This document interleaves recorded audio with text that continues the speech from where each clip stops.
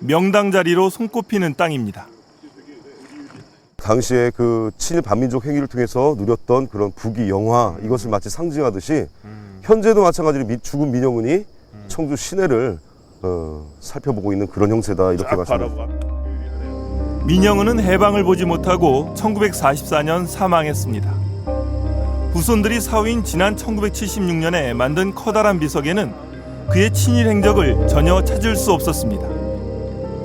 이 위치에 지금 청주 군수 이렇게 되어 있습니다. 마지막 청주 군수. 1907년 마지막으로 민영은이 대한제국의 행정관리로서 재직할 당시가 바로 그 직함이 청주 군수였거든요.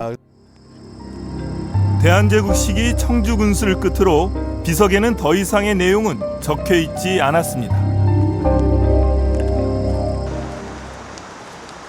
그렇다면 비석에 누락돼 있는 일제 시기 그의 행적은 어떠했을까? 조선 총독부가 지난 1935년 일제 강점기 일본에 충성을 다한 이들에게 상을 준 기념 표창자의 명감에 민영은의 이름이 있었습니다. 조선 총독부는 그의 공로를 이렇게 치하하고 있었습니다. 모든 일에 하나하나 음으로 양으로 조선 통치를 위해 몸과 마음을 바쳐 지대한 공적을 이루었다.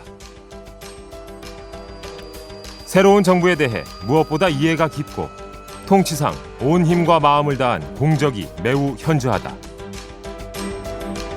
조선 총독부가 말한 지대한 공적이란 무엇일까? 전문가들은 먼저 지난 1919년 3.1운동 직후 민영은이 3.1운동의 확산을 저지하고 탄압하기 위한 조직인 청주자재회를 만들어 회장으로 활동한 점을 꼽습니다. 자제라는 게 이제 참으라는 얘기인데 만세식이 참으라는 겁니다. 독립운동은 어리석은 짓이니까 참아라라는 취지의 자제회를 만들어서 친일 활동을 벌입니다. 아주 강력한 친일 단체였고 그래서 자제회 회장을 지냈다고 한다면 청주의 1급 친일파라고 해도 과언이 아닙니다. 1급 친일파는 일제 식민 통치에 가장 적극적으로 앞장선 친일파를 의미합니다. 민영은은 또 당시 조선인이 오를 수 있는 최고 지위인 중천 참의가 되어 독립운동의 반대 진영에서 적극적인 활동을 했습니다. 요즘 문제되는 위안부 문제나 징병, 징용 이런 것도 많이 있지 않습니까? 바로 이 전시 총동원 체제에서 천황을 위해서 재산도 목숨도 또 전쟁의 총알바지로 나가라 하는 그런 것들이 있지 않습니까? 바로 이 강제동원에 가장 앞장선 홍보 세력들입니다. 민영은은 구체적으로 어떤 활동을 하며 친일에 앞장을 섰던 것일까? 당시 민영은에 관한 기사를 찾아봤습니다. 1938년 민영은이 매일신보에 투고한 글입니다. 조선의 지원병 제도를 실시하는 칙령이 곧 공포되리라 하니 감격하기 비할 데 없으며 이로써 내선일치가 구현되는 바라고 생각하여 천황의 은혜에 넓고 큼에 황송하고 감격하는 바이다.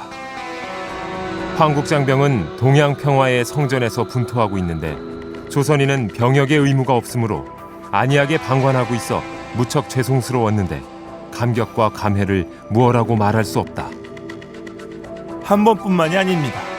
넉 달 뒤에도 조선인 지원병 제도 실시를 환영한다는 내용의 투고를 했습니다. 민영은은 또 중일전쟁 때 애국기 충북호라는 일본 전투기 마련 비용을 총독부에 바쳤습니다. 일본 신사 건립 등 각종 헌납에도 적극적이었습니다. 지금은 유명 사찰이 있지만 과거 민영은이 거금을 헌납해 세웠다는 청주 신사자리. 이 앞에는 청주 신궁 그 입구에 해당되는 도리가 서 있었고요. 그 뒤에는 1층 규모의 단층 규모의 청주 신궁이 자리하고 있었습니다. 신사요? 당시 일본 신사 건립은 어떤 의미가 있었을까? 이 신궁은 한국 신민화 정책 바로 그것을 대표로 하는 그런 건립 사업이거든요.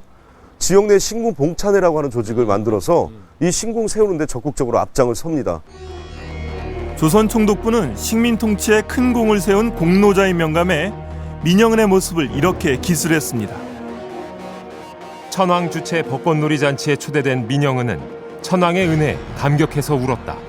가장 큰 영광스러운 자리였기 때문이다. 일제가 토지를 수탈하기 위해 실시한 토지조사 사업에 1913년부터 6년 동안 조사위원으로서 참여했던 민영은은 충북 지역 땅 부자 1, 2위를 다투는